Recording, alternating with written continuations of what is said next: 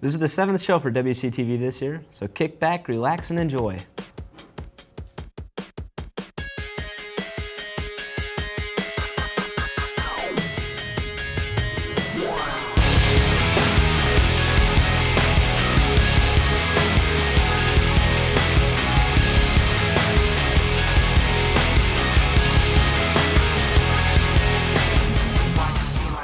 Hello, I'm Blake Erickson. I may look familiar to most of you, but this try, a couple of new people have joined us, so that they haven't been introduced yet. This is... I'm Gina Ambrose. We'd like to start off by reminding all juniors working on prom that their help is needed this Friday selling walking tacos at the basketball game. You could show up to work anytime between 4 and at the end of the game. The basketball game? Yeah, there's a basketball game this Friday at home against Eagle Grove. Well, to find out more about this basketball season this year, we're passing it to Callie. Knowing yet, but there's definitely something in the air. Practices have begun, and fans are gathering at Jeff Gym. That can only mean one thing: basketball. The boys kicked off their season with an 87-46 win over Forest City and beat the Lions by 10 points. Here's what Mr. Joseph had to say about his hopes for the season. What goals would you like to see the boys set for themselves? Well, I think individually, I think each player sets their own respective goals. It depends on what they want to achieve, what they want to accomplish, and I think they all, then they set some team goals along with those individual goals. We'd like to compete for a North Central Conference championship. Obviously, we'd like to win as many games as possible, and then possibly win a return trip to the state tournament. But the boys haven't been the only ones hard at play. The girls opened up last Friday with a win over the Lions, 52-45. Mr. Hilton shared what he hopes to see in the future. What are your expectations for the girls this season? Well, I think we've got the capabilities of being a fairly good team, and so I would expect us as a team to be fairly successful. And as far as the expectations of the kids as individuals, I think that they have to try to make improvement as the season goes on, and so that we're a better team at the season's end than we are right now. And I think if everybody does that, I think we'll be a fairly strong team at the end of the season. Although the game is played by the members of the team, it wouldn't be the same without the roaring sounds of cheering fans. Mr. Hunt shared how he thinks the fans will affect the teams this year. Callie, I've been really impressed with the amount of fan support that we get. We get tons of students here at our games and stuff like that. And what I would hope that would happen, and what I perceive happening, is that our kids will support our team and in a positive way. And what we hope doesn't happen is that our kids support the other team in a rude, obnoxious way. If you don't have a schedule of upcoming games, you can log on to the school's website. Click on Sports Schedule, then click on Winter Sports. After that, pick which schedule you'd like to see. Well known that teams don't want to come and play at Jeff Gym, but this year, let's shoot for the North Central Conference Good Sportsmanship Award. I'm Callie Olson, passing it back to you.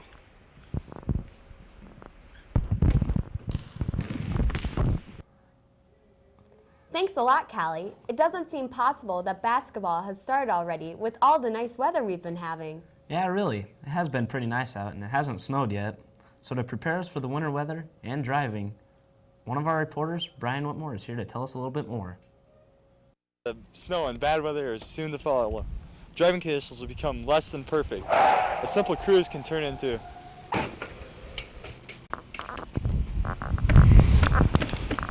I went to some of the students to see if they're ready for this.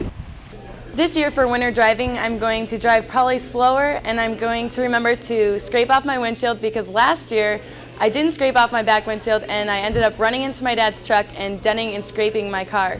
Okay, for me, the safest winter driving is not driving at all. The winter time, us guys, we drive. I have a van, conversion van, and we take it out.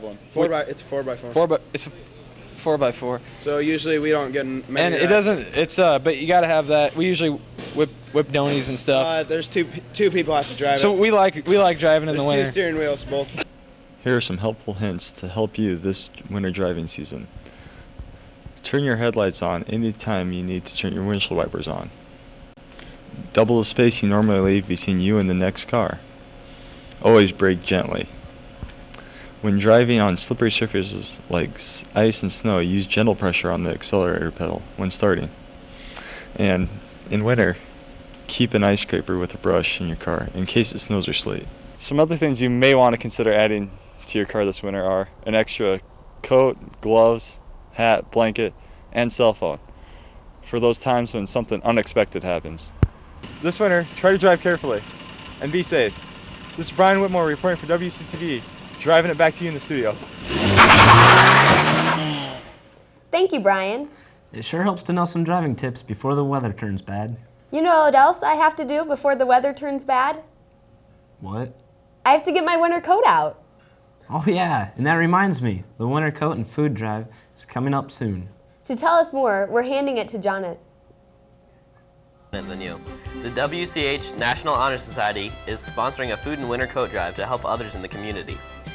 We are conducting this drive through our high school homerooms, and we will tally points for items brought in for donation. It is very important to follow the donation criteria because anything collected that does not meet these necessary guidelines will be ineligible for homeroom points.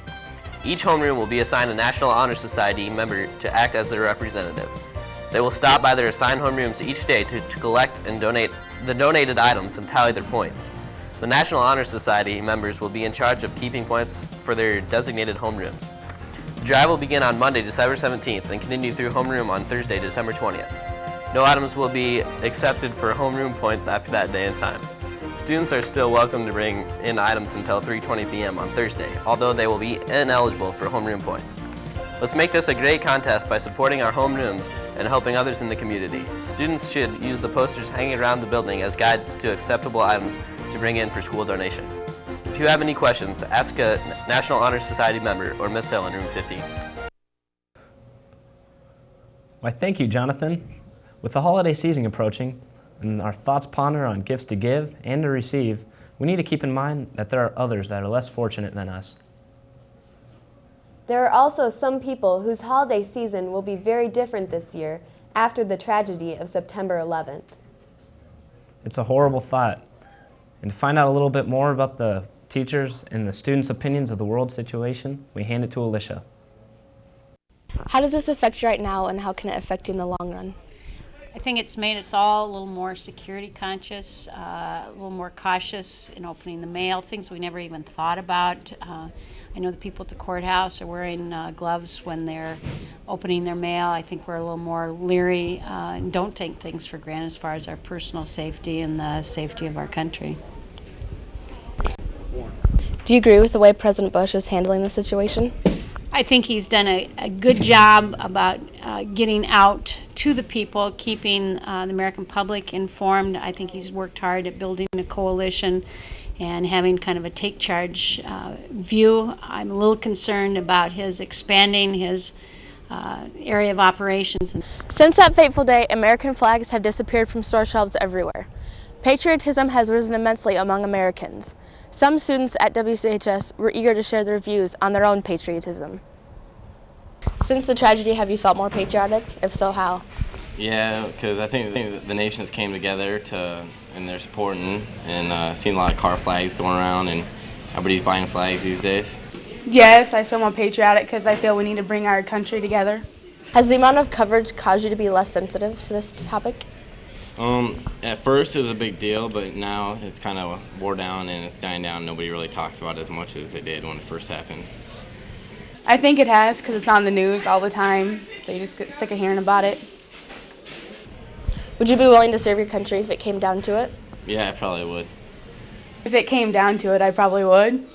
As you can see, students and staff alike have been affected by this tragic event. As Americans, we need to stand united in our fight against terrorism.